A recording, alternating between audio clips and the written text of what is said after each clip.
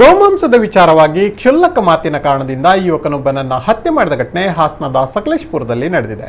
ಹಾಸನ ಜಿಲ್ಲೆಯ ಸಕಲೇಶಪುರ ಪಟ್ಟಣದ 32 ವರ್ಷದ ಅಫ್ಸರ್ ಪಾಷಾ ಮೃತಪಟ್ಟ ದುರ್ದೈವಿ.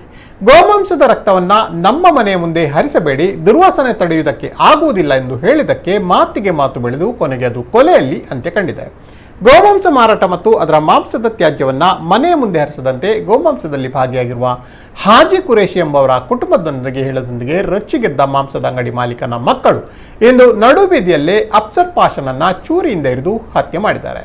ಹಾಜಿ ಕುರೇಶಿ ಕುಟುಂಬದವರು ಗೋವನ್ನ ಕಡಿದ ನಂತರ ಸ್ವಚ್ಛ ಮಾಡಿದ ನೀರನ್ನ ಚರಂಡಿಯಲ್ಲಿಯೇ ಹರಿಯ ಬಿಡುತ್ತಿದ್ದರು.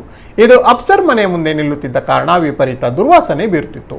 ಈ ಹಿನ್ನೆಲೆಯಲ್ಲಿ ಕಳೆದ ಕೆಲವು ತಿಂಗಳ ಹಿಂದೆ ಈ ಕಾರಣಕ್ಕೆ ಅಫ್ಸರ್ ಹಾಗೂ ಮನೆಯವರ ಹಾಜಿ ಕುರೇಶಿ ಕುಟುಂಬಕ್ಕೆ ಪ್ರಶ್ನೆ ಮಾಡಿದ ಹಿನ್ನೆಲೆಯಲ್ಲಿ ಸಣ್ಣ ಪುಟ್ಟ ಜಗಳಗಳು ನಡೆದಿತ್ತು.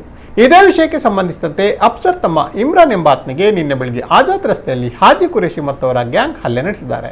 ಚೋರಿಯಿಂದ ಅಫ್ಸರ್ಗೆ ಇರಿದಿದ್ದರಿಂದ ತಕ್ಷಣ ಸ್ಥಳದಲ್ಲಿದ್ದವರು ಜಗಳ ಬಿಡಿಸಿ ಅಫ್ಸರ್ನನ್ನ ಕ್ರಾಫರ್ಡ್ ಆಸ್ಪತ್ರೆಗೆ ದಾಖಲಿಸಿದ್ದಾರೆ. ಆಸ್ಪತ್ರೆ ಆವರಣದಲ್ಲಿ ಇದೇ ವೇಳೆ ಅಫ್ಸರ್ ಹಾಗೂ ಹಾಜಿ ಕುರೇಶ್ ಗ್ಯಾಂಗ್ ನಡುವೆ ಮತ್ತೆ ಹೊಡೆದಾಟವಾಗಿ ಬಿಗುವಿನ ವಾತಾವರಣ ಉಂಟಾಗಿತ್ತು. ಚೋರಿ ಇರಿತಕ್ಕೆ ಒಳಗಾಗಿ ಚಿಂತಾಜನಕ ಸ್ಥಿತಿಯಲ್ಲಿದ್ದ ಅಫ್ಸರ್ನನ್ನ ಹೆಚ್ಚಿನ ಚಿಕಿತ್ಸೆಗಾಗಿ ಹಾಸನದ ಆಸ್ಪತ್ರೆಗೆ ಕರೆದೊಯ್ಯುವಾಗ ಮಾರ್ಗ ಮಧ್ಯದಲ್ಲಿ ಸಾವನ್ನಪ್ಪಿದ್ದಾನೆ.